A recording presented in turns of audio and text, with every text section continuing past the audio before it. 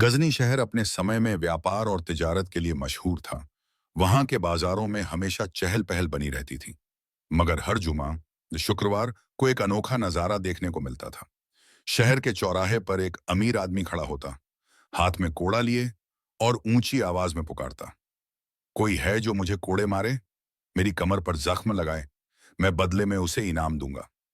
वह आदमी कोई और नहीं बल्कि जाबिर बिन खलील था। उसकी यह अजीब हरकत हर हफ्ते दोहराई जाती। लोग उसे हैरानी से देखते, क्योंकि गजनी के लोग खुदा तरस थे। लेकिन जैसा कहा जाता है, पांचों उंगलियां बराबर नहीं होती। आखिरकार हर बार उसे कोई ना कोई ऐसा व्यक्ति मिल ही जाता जो उसकी कमर पर कोड़े बरसाता और बदले में सोने की मुद्राएं ले लेता। गजनी का सुल्तान नेकदिल और खुदा तरस इंसान था। वह अक्सर भेस बदलकर बाजारों में घूमता ताकि अपनी प्रजा के हालात का जायजा ले सके। एक दिन जब वह इसी तरह भेष बदलकर निकला, तो उसने देखा कि लोगों की एक भारी भीड़ जुटी हुई है। जब उसने पास जाकर देखा, वह तो एक अजीब दृश्य नजर आया। एक आदमी पर बेरहमी से कोड़े बरसाए जा रहे थे। उसकी कमर से खून टपक रहा था। यह देखकर सुल्तान चौंक गया। उसने अपने मुसाहिब दरबारी सलाहकार से पूछा, क्या इस व्यक्ति ने कोई जुर्म किया है? उसे ऐसी सजा क्यों दी जा रही है? और मारने वाला जल्लाद कौन है? मुसाहिब ने अदब से जवाब दिया, हुजूर, ये आदमी ना कोई मुजरिम है और न ही इसे किसी अदालत ने सजा दी है। यह खुद ही हर जुमा के दिन बाजार में आता है और लोगों से मिन्नत करता है कि वे इसे कोड़े मारें, और जो इसे मारता है उसे यह अच्छा खासा इनाम भी देता है। सुल्तान यह सुनकर हैरान रह गया। उसने सख्ती से हुक्म दिया, आज इस आदमी को जाने मत देना, इसे मेरे दरबार में हाजिर किया जाए। अगले दिन जाबिर को सुल्तान के दरबार में पेश किया गया। उसकी कमर पर कोड़ों के गहरे जख्म थे, मगर चेहरा उतना ही शांत था। जब वह सुल्तान के सामने पहुंचा, तो सुल्तान ने गंभीर लहजे में कहा, मैंने खुद अपनी आंखों से तुम्हें बाजार में कोड़े खाते हुए देखा है। अब मुझे सच सच बताओ, तुम अपनी कमर पर यह जुल्म क्यों करवाते हो? और इसके बदले में लोगों को दौलत क्यों देते हो? कहीं तुम कोई जादूगर तो नहीं? जाबिर ने सिर झुका लिया और बोला, हुजूर, मैं ज्यादा देर तक खड़ा नहीं रह सकता। दुनिया में शायद ही मुझ जैसा कोई बदनसीब, लालची और जालिम होगा। मेरी आपसे गुजारिश है कि मेरी दास्तान सुनकर अपना वक्त जाया ना करें। मगर जब सुल्तान ने जोर दिया, अमरा जाबिर ने आह भरकर अपनी कहानी सुनानी शुरू की। हुजूर, गजनी से बहुत दूर एक छोटी सी बस्ती थी। वहां कई बार पूरे साल बारिश नहीं होती थी। खेती बाड़ी नाम मात्र की होती, और इसी वजह से गरीबी ने इस बस्ती को अपनी चादर में लपेट रखा था। वहां हर इंसान मुफलिसी में जीता था। लेकिन उसी बस्ती में एक शख्स ऐसा भी था जो बेहद अमीर था। उसकी दौलत का कोई हिसाब नहीं था। यूं लगता था जैसे खुदा ने अपने खजाने खोलकर उसे सब कुछ दे दिया हो। जाबिर कुछ पल के लिए रुका, फिर बोला, मगर हुजूर, वह शख्स जितना अमीर था, उतना ही जालिम और लालची भी था। वह गरीबों की मजबूरी का फायदा उठाने से कभी पीछे नहीं हटता था। जब भी किसी गरीब पर मुसीबत आती तो उसे दिली सुकून मिलता था। सुल्तान को यह सुनकर ताज्जुब हुआ। उसने पूछा, तो तुम्हारे इस कोड़े खाने का उस जालिम से क्या ताल्लुक है? जाबिर ने गहरी सांस ली और कहा, हुजूर, बहुत गहरा ताल्लुक है, क्योंकि वह जालिम कोई और नहीं बल्कि मैं खुद हूं।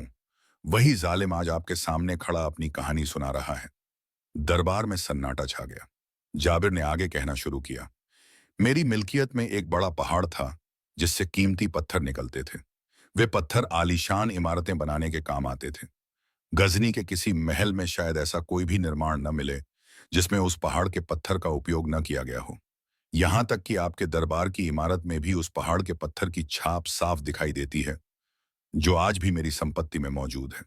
मेरी बस्ती के लगभग हर निवासी मुझसे मजदूरी करता था, क्योंकि उन्हें अपने परिवार का पेट पालने के लिए मुझ जैसे निर्दयी शख्स को सहना पड़ता था।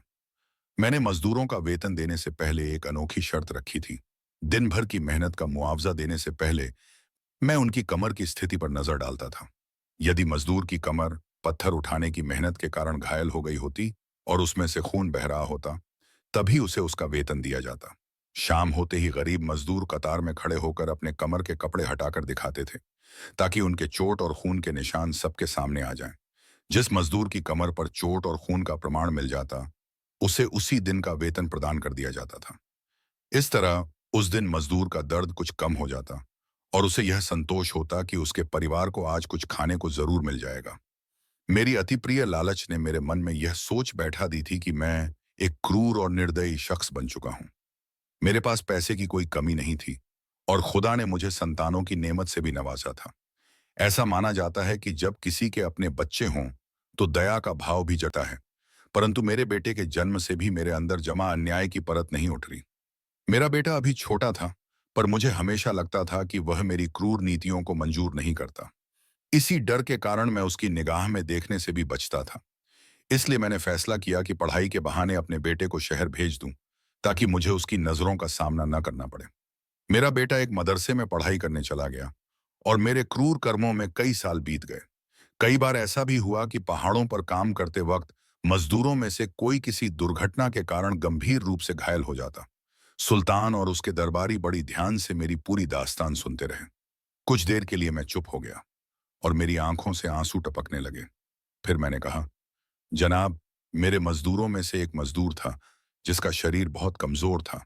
वह एक बीवी और दो बेटियों का कर्तव्य निभाता था, मगर फिर भी वही गरीब मजदूर सबसे ज्यादा मेरे जुल्म का शिकार बनता था।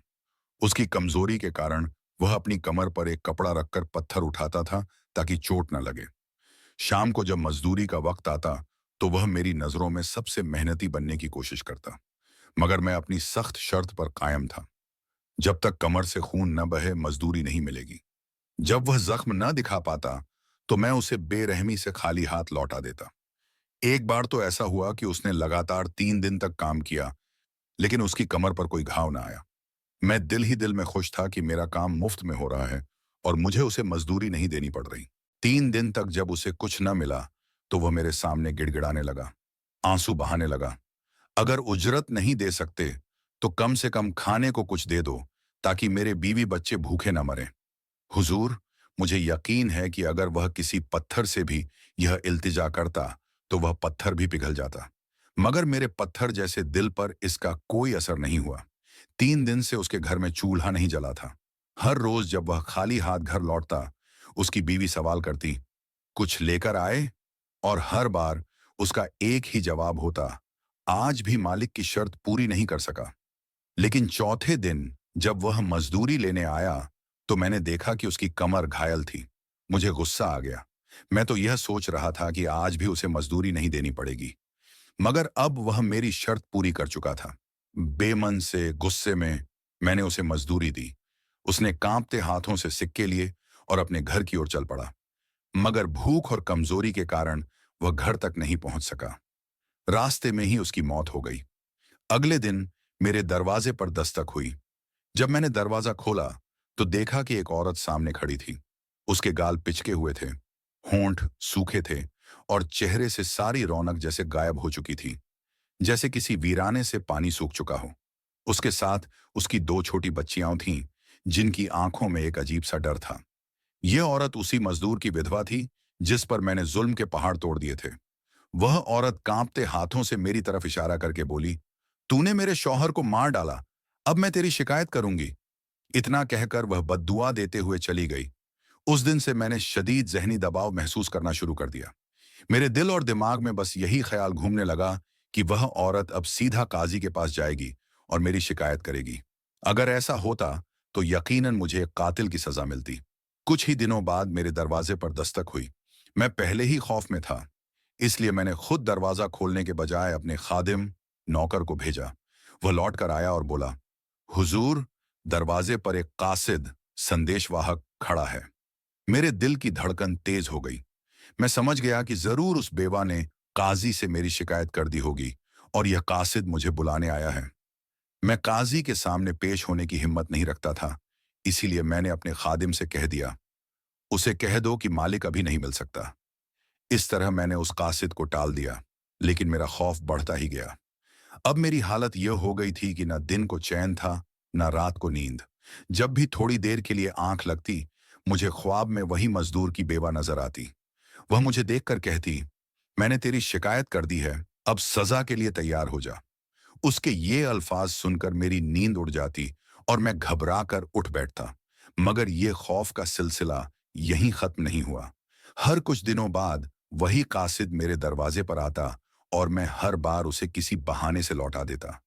मगर यह टाल मटोल ज्यादा दिन नहीं चल सकती थी। कहते हैं कि खुदा की लाठी बेआवाज होती है। शायद अब मेरे जुल्म की मुद्दत खत्म हो चुकी थी और मेरी पकड़ का वक्त आ गया था। फिर एक दिन मेरे साथ ऐसा हादसा हुआ जिसे मैं कभी नहीं भूल सकता। उस रोज फिर से दरवाजे पर दस्तक हुई। मैं डर के मारे कांप उठा। मेरे मन में बस यही ख्याल आया कि यह जरूर काजी का कासिद होगा, जो अब मुझे घसीट कर सजा दिलाने ले जाएगा। लेकिन इस बार मेरा खादिम मेरे पास आया और कहने लगा, हुजूर, कोई अजनबी आदमी आया है। वह अपने साथ एक घोड़ा गाड़ी लाया है। मुझे कुछ अजीब लगा। मैं घबराते हुए दरवाजे तक गया और जब बाहर झांका तो जो देखा उसने मेरे पैरों तले से जमीन खींच ली। उस घोड़ा गाड़ी पर एक लाश रखी थी जो कफन में लिपटी हुई थी, मगर कफन पर अब भी खून के धब्बे थे और उससे हल्का हल्का खून रिस रहा था। मेरा दिल जोर से धड़कने लगा। कांपते हाथों से मैंने उस लाश पर पड़ा कपड़ा हटाया और जैसे ही चेहरा देखा, मेरी चीख निकल गई। वह खून में लथपथ लाश किसी और की नहीं, बल्कि मेरे अपने बेटे की थी। मैंने अपने बेटे को खो दिया था। उसे देखते ही मेरी हालत बेकाबू हो गई। मैं उसके मृत शरीर से लिपटकर जोर जोर से रोने लगा। मुझे यकीन नहीं हो रहा था कि जिसका भविष्य संवारने के लिए मैंने उसे शहर भेजा था, आज वह खून से लथपथ मेरे सामने पड़ा था। मुझे एहसास हुआ कि यह सब मेरे किए का ही नतीजा था। मैंने लोगों के साथ जो जुल्म किए थे, खुदा ने उसका बदला मुझसे ले लिया था। जब मेरे होश ठिकाने आए तो मैंने उस घोड़ा गाड़ी लाने वाले आदमी से पूछा, मेरे बेटे की यह हालत कैसे हुई? उस आदमी ने कहा, मुझे कुछ पता नहीं हुजूर। मेरा काम सिर्फ यह लाश आपके पास पहुंचाने का था। मेरा दिमाग चकराने लगा। मैंने सोचा कि शायद उस बेवा औरत ने मुझसे बदला लेने के लिए मेरे बेटे का कत्ल कर दिया होगा। लेकिन फिर ख्याल आया कि वह बेचारी तो खुद ही कमजोर और लाचार थी। वह चाहती तो ज्यादा से ज्यादा काजी से मेरी शिकायत कर सकती थी, मगर कत्ल कर देना उसके बस की बात नहीं थी। बहरहाल, भारी दिल से मैंने अपने जिगर के टुकड़े को अपने ही हाथों से दफन किया। खुदा किसी को ऐसा दिन ना दिखाए कि एक बाप को अपनी औलाद को मिट्टी में सुलाना पड़े। अब सिर्फ एक ही जगह थी जहां से मुझे अपने बेटे की मौत की असली वजह पता चल सकती थी। मदरसा। मेरी बस्ती से मदरसा 2 दिन की मुसाफत यात्रा पर था। अगले रोज मैं सफर पर निकलने के लिए दरवाजे पर खड़ा था कि अचानक वही कासिद वहां आ पहुंचा। मैंने सोचा, अब कब तक हालात से भागता रहूंगा? मेरा बेटा भी चला गया। अब कुछ भी बुरा हो, फर्क नहीं पड़ता। मैंने कासिद से कहा, लाओ, वह खत मुझे दो। उसने खत आगे बढ़ाया और मैं कांपते हाथों से उसे खोलकर पढ़ने लगा। जाबिर की हिचकियां बंध गईं। वह जोर जोर से रोने लगा। सुल्तान ने उसके कंधे पर हाथ रखा, जिससे जाबिर ने किसी तरह अपने आंसू रोके और दोबारा अपनी दास्तान बयान करने लगा। हुजूर, मैं अब भी यही समझ रहा था कि यह खत काजी की तरफ से बुलावे का पैगाम होगा, मगर जब मैंने खत पढ़ना शुरू किया तो मुझ पर ऐसा सदमा टूटा जिसे मैं बयान नहीं कर सकता। उस खत में लिखा था, अब्बा जान, मैं चंद दिनों से बहुत बीमार हूं। मुझे एक अजीब बीमारी ने आ घेरा है। सुबह के वक्त मेरी कमर पर खून से भरे फोड़े निकल आते हैं और शाम को उनके फटने पर खून रिसने लगता है। अब्बा जान, मैं शदीद तकलीफ में हूं। मैं आपके पास आकर इस बीमारी का इलाज करवाना चाहता हूं, या फिर आप ही पहली फुर्सत में मेरे पास आ जाएं। मैं उम्मीद करता हूं कि यह खत आपको जल्द से जल्द मिलेगा और मेरा यह इंतजार खत्म हो जाएगा। हुजूर, अब आपको मालूम हो गया होगा कि वह खत दरअसल मेरे बेटे का था। वह कहां से 10 दिनों तक मेरे दरवाजे पर आता रहा और मैं अपनी नादानी में यही समझता रहा कि यह उस बेवा औरत की शिकायत लेकर आया है। मगर अब मुझे यकीन है कि उस मजलूम बेवा ने काजी से नहीं, बल्कि खुदा से शिकायत की थी, जो सबसे बड़ा इंसाफ करने वाला है। मैं गजनी के काजी से भाग सकता था, मगर उस खुदा की पकड़ से कैसे भागता जो पूरी कायनात का मालिक है। अब मुझे अपने गुनाह एक एक करके याद आने लगे। जिस गरीब मजदूर के जिस्म से खून निकलता देखकर मैं खुश होता था, उसी की बद्दुआ ने मेरा यह हाल कर दिया कि मेरे बेटे का भेजा हुआ खत भी मुझ तक वक्त पर नहीं पहुंच सका। हुजूर, वह दिन था और आज का दिन है। मैं गजनी की गलियों में इबरत सबक बनकर फिर रहा हूं। मैं लालच और जुल्म के अंधे कुएं में गिरा हुआ एक ऐसा हैवान बन चुका था कि गरीबों की जख्मी कमर देखकर मुझे सुकून मिलता था। कमजोरों के जिस्म से खून बहता देख मैं खुश होता था। मगर आज मेरी हालत यह हो गई है कि जब तक अपनी ही कमर से खून बहते ना देख लूं, मुझे चैन नहीं आता। अब मैं एक जिंदा लाश की तरह भटक रहा हूं। हुजूर, मेरी दास्तान यहीं खत्म होती है। अब आप ही बताइए, क्या मैं इस बात का हकदार नहीं हूं कि मुझे चौराहे के बीच खड़ा करके रोज कोड़े मारे जाएं? क्या मेरा गुनाह इतना छोटा है कि मैं बिना सजा के छूट जाऊं? जाबिर की दर्दनाक दास्तान सुनकर पूरा दरबार सन्नाटे में था। किसी के चेहरे पर आंसू थे, तो किसी के चेहरे पर गुस्से की लाली।